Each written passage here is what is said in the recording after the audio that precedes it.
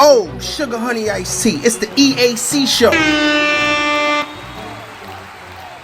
Good day, ladies and gents. I'm Emilio A. Colon. And I am Marcus Mack, and this is the EAC Show coming to you from sunny South Florida with episode 69. Let's talk some sports, Emilio. That's a spicy number, 69. 69, yeah, that's real spicy. If you know, you know. If you know, you know. We got some baseball to talk about. A lot of stuff happened today in baseball. We got some NBA news, we got some NFL talk. And that's pretty much it, Marcus Mack. Tomorrow is going to be opening day for Major League Baseball as the Washington Nationals will take on the New York Yankees. That's exciting because obviously, finally, we're going to get one of the four major sports actually starting. And tomorrow it becomes official. Major League Baseball kicking off opening day. The second game is, I think it's the Dodgers versus the Angels. I'll double check it and make sure. I'm not 100% sure.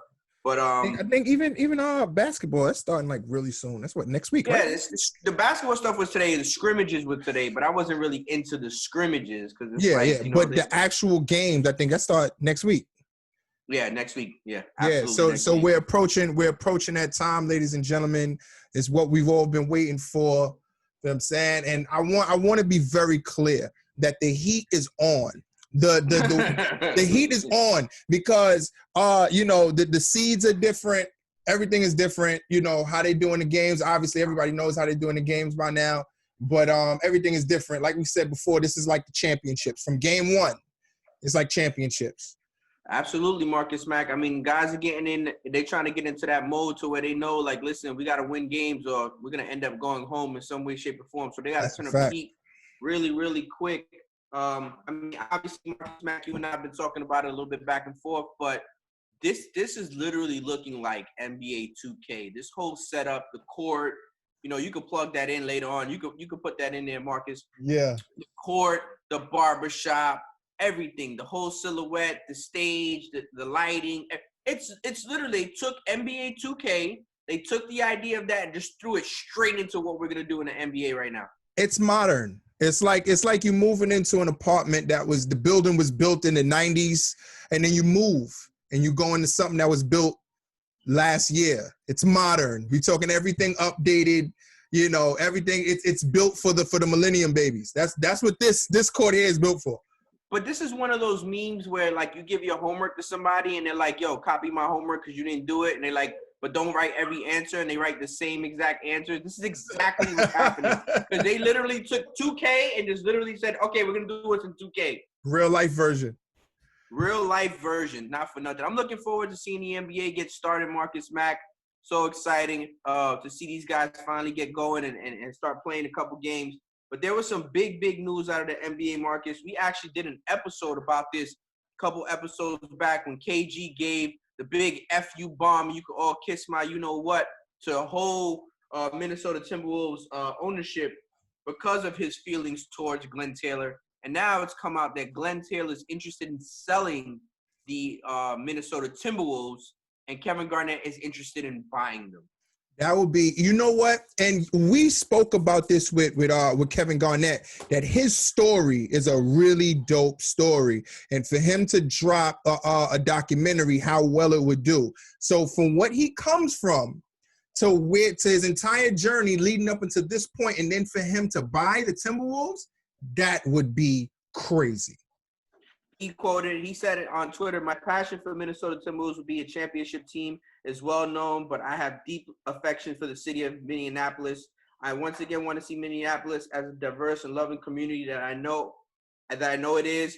No two people love the city more than myself and Glenn Taylor, and I look forward to trying to work with him to achieve my dream, which is him owning the Minnesota Timberwolves, Marcus Mack. That is huge. Kevin Garnett, the big ticket, the kid, whatever he was called back in the days when he played for Minnesota, he didn't want to leave Minnesota. He was convinced that it was the best thing to do for the team. They love him so much up there. All the struggles, they watched him grow. He basically became a man. He had a family up there. And you know what? He is part of that feeling for the Minnesota Timberwolves up there, Marcus Mack. Was that the first team he got drafted to? That was the first team he got drafted to, right? Out of high school. Out of high school, yeah. We did the EAC show, little clip that we put up of his documentary trailer that's coming up, and he was, he was playing ball against Michael Jordan, Scottie Pippen, and they felt like he didn't belong. He had to show him in Chicago he belonged. And Isaiah Thomas comes along and was like, man, you can play in the NBA, and his mind just blew up. Yeah. Mike Jordan in there. Scottie Pippen was in there. I'm like, and all of a sudden, hey, you, come here. And I was like, me? And I was like, yo, throw my shoes, yo, throw my shoes. And then Jordan was like, let's go. So we go. And I was like, now launch my shit. Boom! And I hear somebody go, I see you, Lord, okay, I see you. And it was Isaiah Thomas. Boy, you can play in the league right now. And when he said that, dog, the world stopped. I heard Pat Riley like, come on, what the fuck is this? Got me watching a high school guy. You don't know why you here? Boom, boom. Motherfucker! Fuck you mean? Why you in here? Nice workout, young fella. Nice work. I could play in the NBA straight out of high school. So then he talks his smack because then he actually sees Pat Riley from the Miami Heat who comes to his tryout, and he's sitting there and he's like, why you got me watching this high school kid? And he's like, oh, you don't know why you here? And he puts on a show. He dunks like 7-8 times and screams, this is why I'm here, mother. Right. Oh, it's not Friday. Nice little golf clap. Yeah. Oh, we get it now. We get it. Yeah, we get it. I mean, we understand why we watching the high schooler. I'm gonna find out. I'm gonna find out what the Timberwolves is valued at right now, but they're looking for 1.2 billion. See, the problem, Marcus, the problem. This is the problem. Kevin Garnett, with all the passion and enthusiasm he has for the Minnesota Timberwolves, he probably is gonna get outbid by the owners of the Minnesota Vikings. Those are the team that own the NFL team. Mm-hmm. That family has so much guap, it's not even funny. So unless Kevin Garnett got big people surrounding himself with, he's gonna get guapped out. Yeah, I would love to see him with that. I would love to see him in that position over there with that team. That'll almost be like seeing Michael Jordan own the Bulls. Yeah. I mean, without question. I mean, you would think that because it's just like it's an iconic player that is represented by the club for years and years and years and just wants to come back and take the club where it needs to go. Because Minnesota really hasn't been anything since he really left, honestly. They haven't really had too many good seasons since then. So for him to come in with that passion and that love, he was in Boston. He was in Brooklyn for a little while. Yeah, he was in Boston. He was in Brooklyn for a little while. He ended up going back to Minnesota. But he's definitely an icon when it comes to the Timberwolves. Yeah. My thought just now was like that'd be like Shaq buying into the Lakers, and then I was like, well, that'd be like Shaq buying into the Magic. Right. That's what I was thinking. I was like, nah, that was really what made him for real. But then the Lakers move is what solidified him with those rings with Kobe. You know what I'm saying? Right. Then he went over to Miami and did his thing. I think where he went after Miami.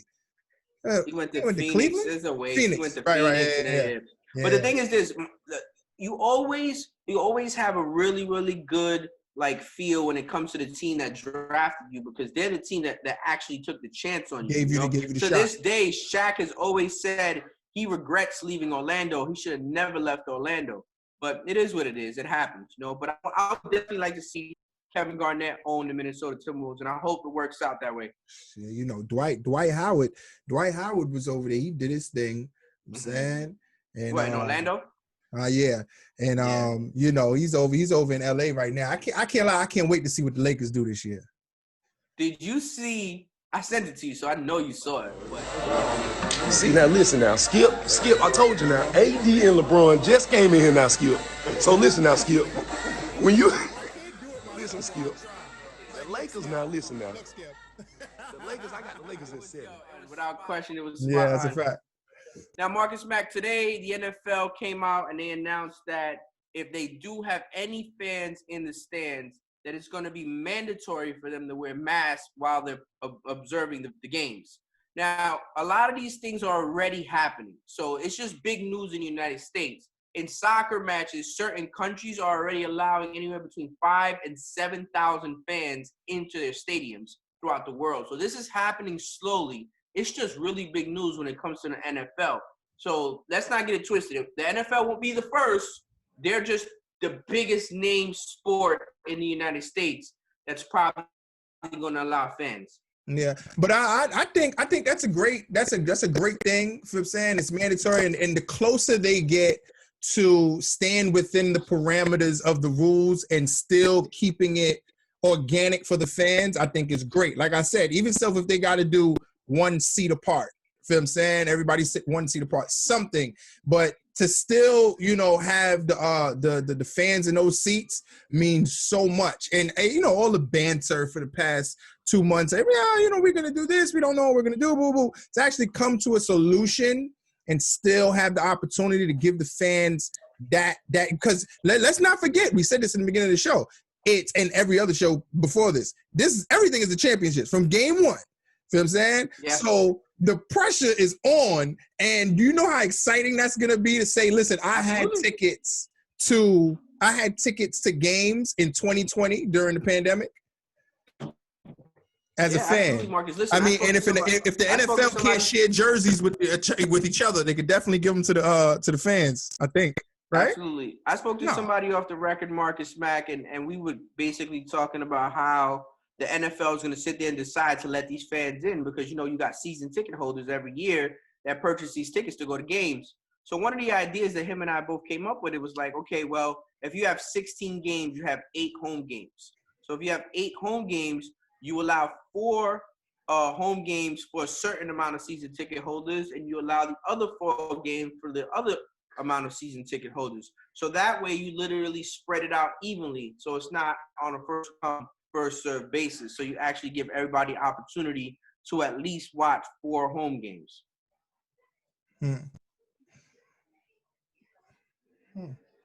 So wait, they didn't return that money? Or they just changed the package? The money, you have a choice. So you could be refunded the money or you could be credited, but they haven't gotten to that point yet. That's what a lot of these other leagues have done already. So what they do is if you give them a deposit, you make your payment, so you made the payment in full, what they say is we can either refund you the money back or we can credit it for you for the following year or any of the games that allows fans to come, and we'll just prorate it. So like the clubs don't want to give the money back. They just try to figure out a way to hold on to it. But if you ask for it and you want it, they obligated to give it to you back to you. Yeah, definitely. Yeah, because I definitely knew there was some monies given back. I thought they gave it back already, but that's still dope for them just to change the package and give you an option. Absolutely, Marcus Mack. And I want to see NFL football. There's been a lot of talk of certain things that they want to do. No preseason games. Maybe they should play 18 games with 2 byes and this, that, and third and blah, blah, blah, blah, blah. Listen, not for nothing, Marcus Mack, real talk. Anything that involves playing more games, players are not really for, because there's players to this day that don't get through a 16-game season. Like sometimes a player will be hurt, he'll be sitting out for a week just to try to heal up or whatever it may be. To play 16 games is very, very hard in the NFL. Yeah, well, this season is going to be incredible. This season is going to be so different. So many people got a lot to prove, man. Season is so many people got, especially America's team and Dak Prescott. Right. Dak Prescott. I'm forgetting names. This is not the time to forget names. The kid that just went to the Patriots, man. Cam. Yeah, Cam Newton. We talking about if anybody has anything to prove in the league right now, it's Cam Newton, and it's personal.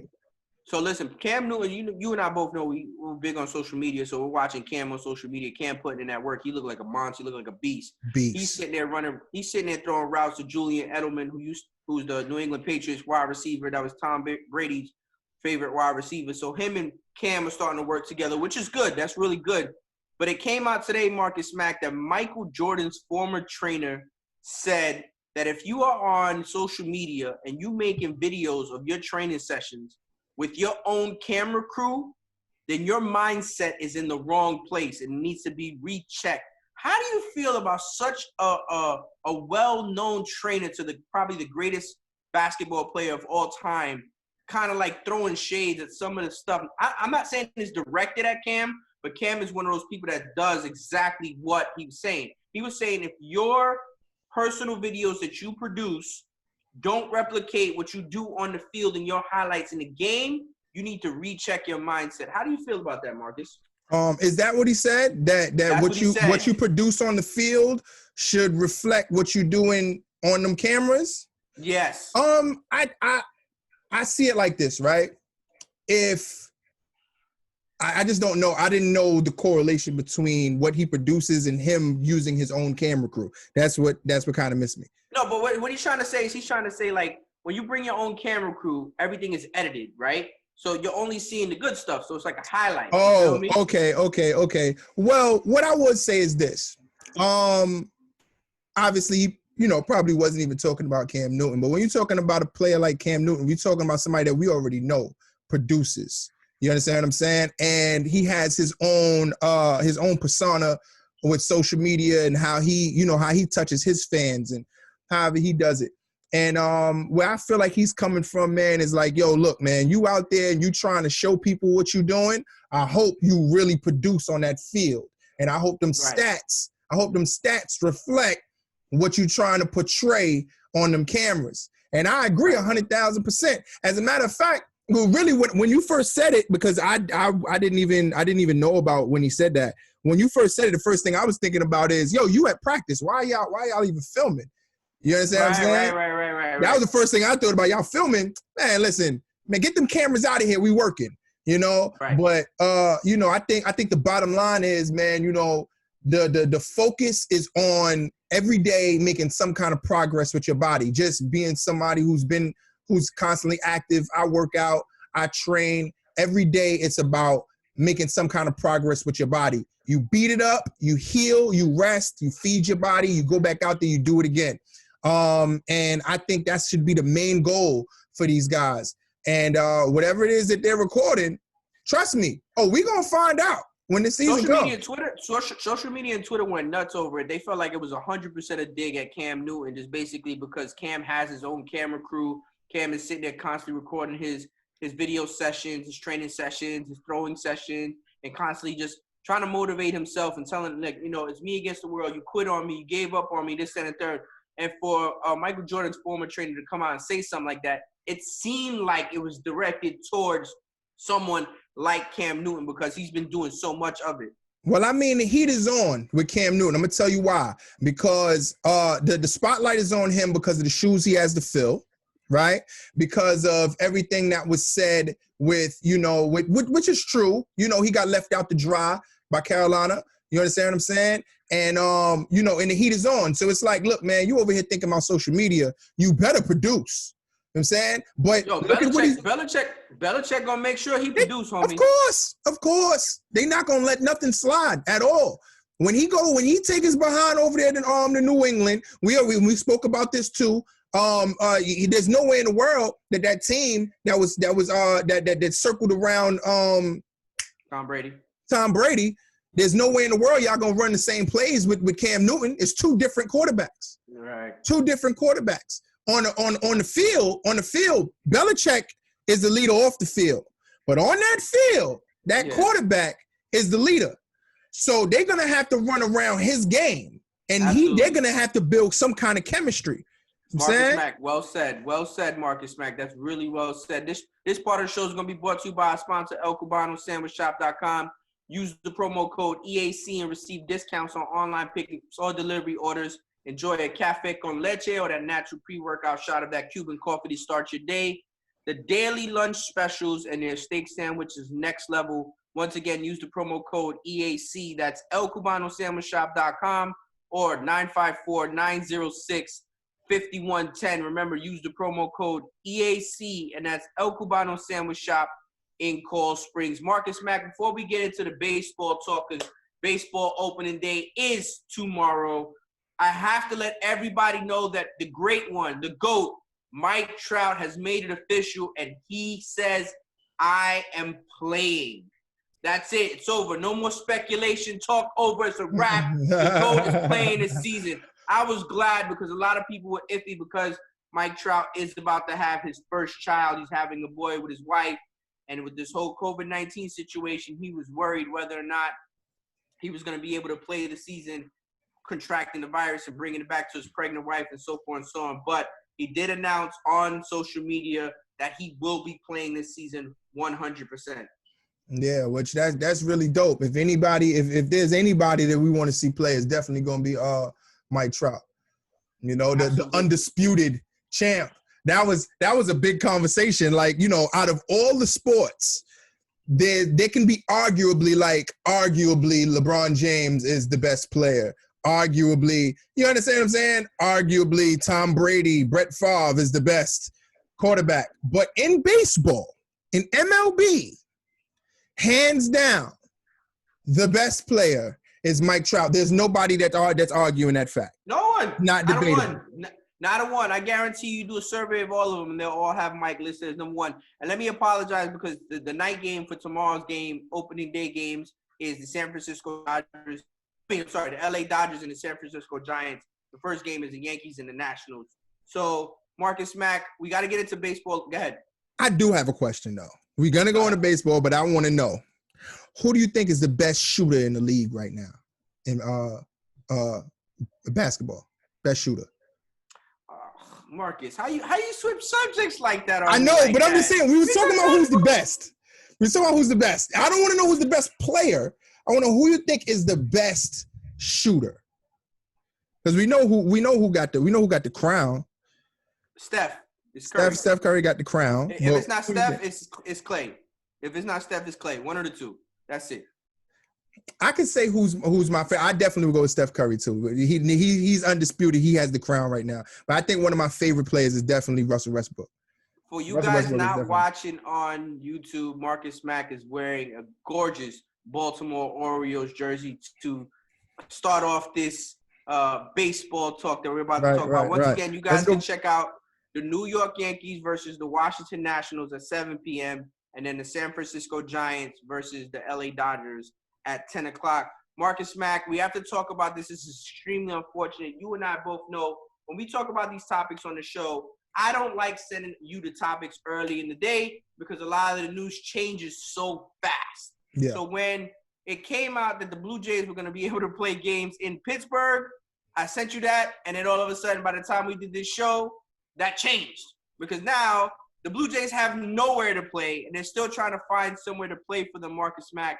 They're seeking alternatives. This seems like a disaster for the Toronto Blue Jays, Marcus Mack. I mean, the last we looked, they was in negotiations. They was trying to find a place to go. And what happened? The Department of Health in Pennsylvania denied the plan. They said it wasn't a good idea, and they literally said that they weren't going to be able to play there. So now but Pennsylvania was open to it. The home of the Pirates was open to it. But the city of Pittsburgh was open to it. The state denied it. Right. Okay. Yes. The state denied it. So it's very unfortunate because, like I said, Marcus Mack, you have an agreement in place and everything is kosher. And then all of a sudden the Department of Health comes in and says, no, we're scratching that. That's business for you. That's business. That's how it works. So we hope the Blue Jays can figure out the situation. They really don't have that much time because they have a couple of away games to start the season. But their first home game is not too far away, and they have to figure out when they're going to make this happen and where they're going to make this happen, more or less. They have to share a stadium with somebody, and they need to figure it out. So MLB, I'm pretty sure that they're doing their job running behind the scenes trying to make this happen because I need your cousin Vladimir Guerrero Jr. to be all over the TV because he just hit a massive 2-run homer while we're even on this show right now. He hit it so far, and then he said, Toma, tate quieto, right after he hit it. Yeah, man, that's a fact. Now, everybody's really gonna be checking to see if that's my cousin for real. Now we're gonna get into your part of this show, Marcus, where you like to talk about the business side of it.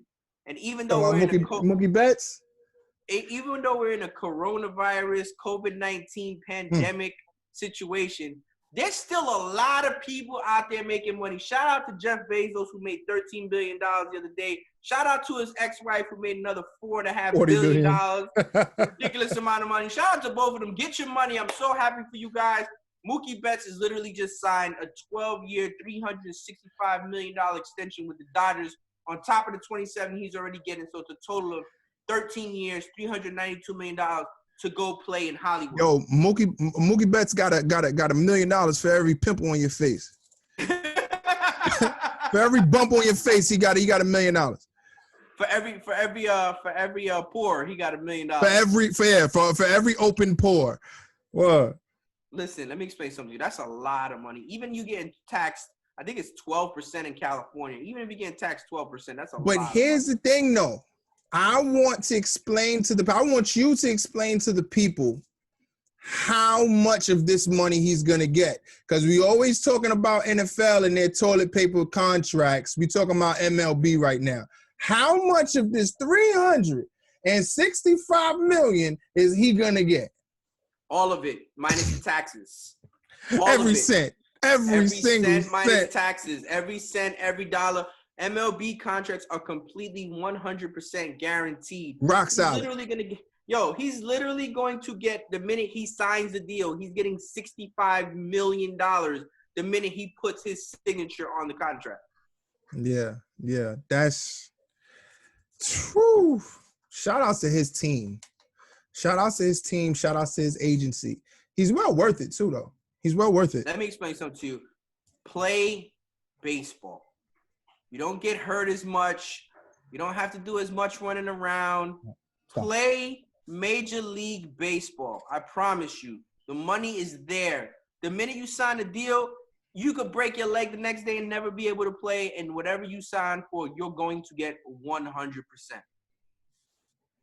Yeah, and that's definitely the way you separate these different leagues. And we spoke about this, how airtight the business is, when we was talking about, the commissioner and, and everything that they got going on over there. The business in MLB is airtight. Yeah. Airtight. Absolutely. Without question. Marcus Mack, it was brought up not too long ago, happened a couple of days ago, and he retracted his statement a little bit, and this has to do with this situation, so that's why I'm bringing it up. Alex Rodriguez is in talks of trying to be somebody that's interested in buying the Mets. We spoke about this on the show. And it was brought up to Alex on how they think they can move the league forward. And Alex made a suggestion that he thinks that in order for the league to move forward, that there literally should be a cap in baseball. And the minute he said that, let me rephrase that. He didn't say cap. He insinuated a cap in baseball. Everybody ran down his neck. Because Alex Rodriguez at one point was one of the highest paid baseball players of all time. Like, how dare he? How dare you insinuate something like this or suggest something like that when you made millions and millions of dollars off of what MLB has set up for its players? Remember that.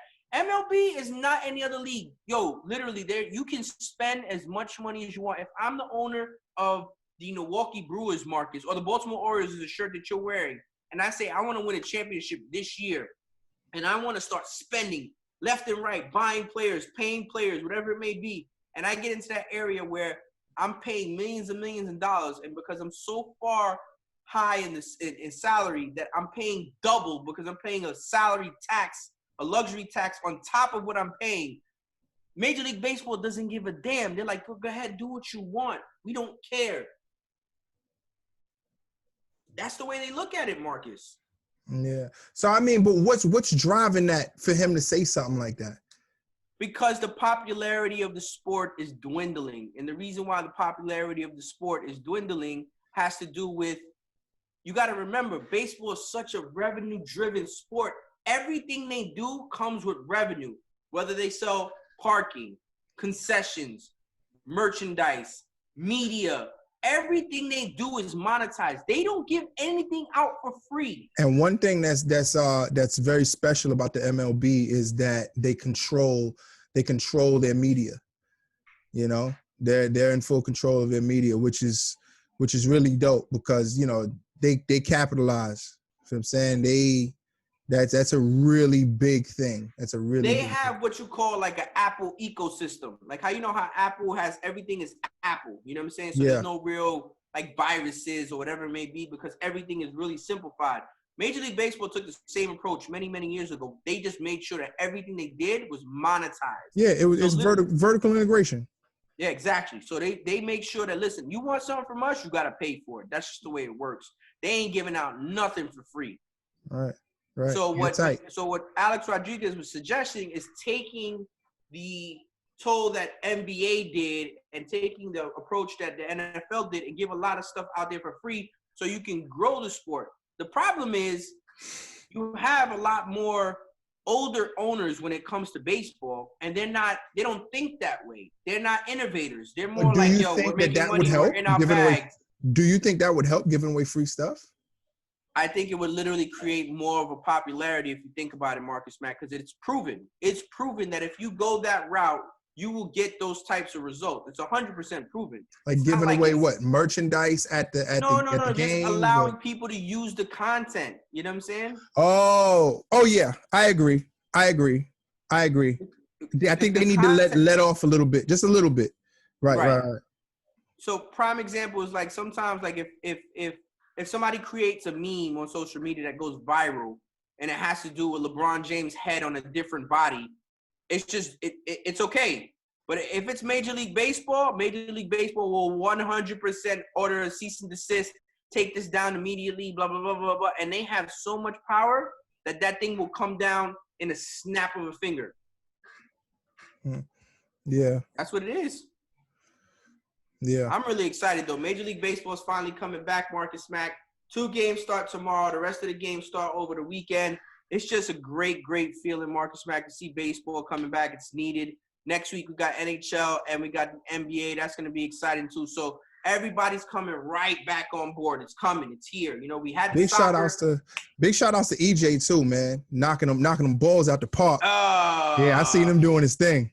Yeah, he did his thing over at IMG Academy. He's over there for a week. But Marcus Mack, we got shout-outs to all the soccer leagues that came on, especially the Women's Soccer League, NWSL. Don't think we've forgotten about you. We know you're out there in Utah with no fans and all that type of stuff, but we appreciate everything that you guys are doing. And everything else has been entertaining, and we've been enjoying it. And now we get our major sports starting to come back, so we really can start enjoying that, Marcus Mack. This was episode 69. Very, very spicy and saucy episode. I'm Emilio A. Colon. That's Marcus Mack. Marcus, sign us off. Speculation talk over. See y'all next episode, ladies and gentlemen. Oh, sugar honey iced tea. It's the EAC Show.